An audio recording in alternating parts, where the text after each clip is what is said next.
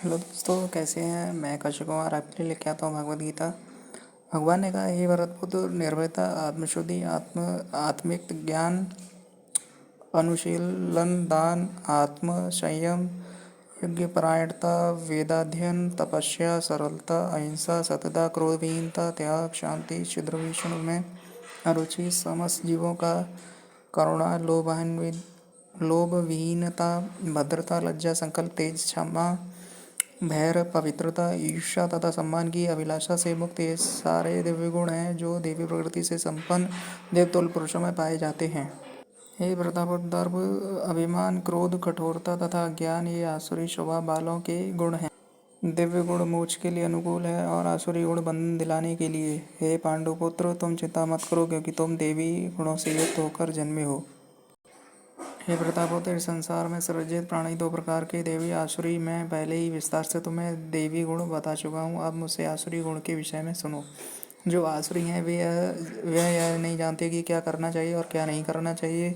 उनमें तो पवित्रता, न उचित आचरण और न ही त्याग सत्य पाया जाता है। न उचित आचरण और न ही सत्य पाया जाता है। वे कहते हैं कि यह जगत मिथ्या है, इसका कोई आधार नहीं है, इसका नियमित किसी ईश्वर द्वारा नहीं होता।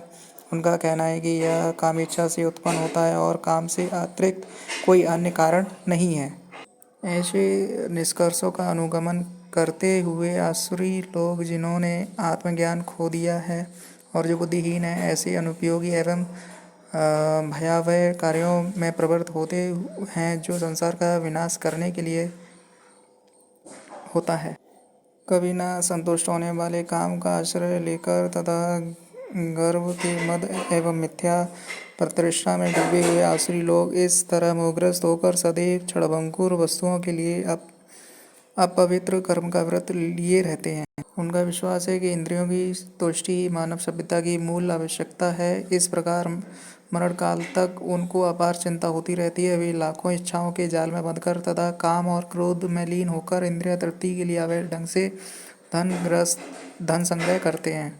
आसुरी व्यक्ति सोचता है, आज मेरे पास इतना धन है और अपनी योजना से मैं और अधिक धन कमाऊंगा। इस समय मेरे पास इतना है, किंतु भविष्य में यह बढ़कर और अधिक हो जाएगा। वह मेरा शत्रु है और मैंने उसे मार दिया है। मेरे अन्य शत्रु भी मार दिए जाएंगे। मैं सभी वस्तुओं का स्वामी हूँ, मैं भोगता हूँ, मैं सिद्धि, शक्तिमान तथा सुखी हूँ, मैं सबसे धनी व्यक्ति हूँ और मेरे आसपास मेरे कुलीन संबंधी हैं। कोई अन्य मेरे समान शक्तिमान तथा सुखी नहीं है। यह यज्ञ करूँगा, दान दूंगा, इस तरह आनंद मनाऊंगा। इस प्रकार व्यक्ति अज्ञानवश मोहग्रस्त होते रहते हैं।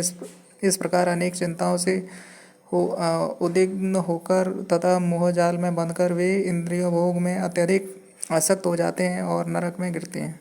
अपने को श्रेष्ठ मानने वाले तथा सदैव घमंड करने वाले, संपत्ति तथा मिथ्या प्रतिष्ठा से मोहग्रस्त लोग किसी विधि विधान का पालन न करते हुए कभी कभी नाम मात्र के लिए बड़े ही गर्व के साथ यज्ञ करते हैं।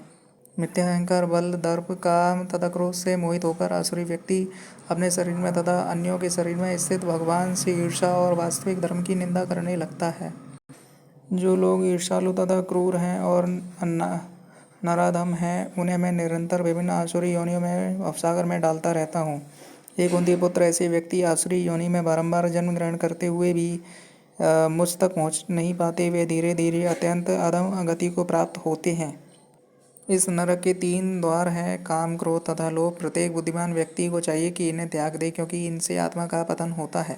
हे कुंती पुत्र, जो व्यक्ति इन तीनों नरक द्वारों से बच पाता है, वह आत्मा साक्षात्कार के लिए कल्याणकारी कार्य करता है और इस प्रकार क्रमशः परम गति को प्राप्त होता है। जो शस्त्रों के आदेशों की अवहेलना करता है और मनोमानी ढंग से कार्य करता है, उसे न तो सिद्धि, न सुख, न ही परम संगति की प्राप्ति हो पाती है। अतः मनुष्य को यह जानना चाहिए कि शास्त्रों के विधान के अनुसार क्या कर्तव्य है और क्या कर्तव्य अकर्तव्य। उसे ऐसा विधि विधानों को जानकर कर्म करना चाहिए जिससे वह क्रमशः ऊपर उठ सके। अगला चैप्टर है हमारा श्रद्धा के विभाग। अर्जुन ने कहा, हे कृष्ण, जो लोग शास्त्र के नियमों का पालन न करके अपनी कल्पना के अनुसार पूजा करते हैं, उनकी स्थिति कौन सी है। वे सतोगुणी हैं, रजोगुणी हैं या तमोगुणी।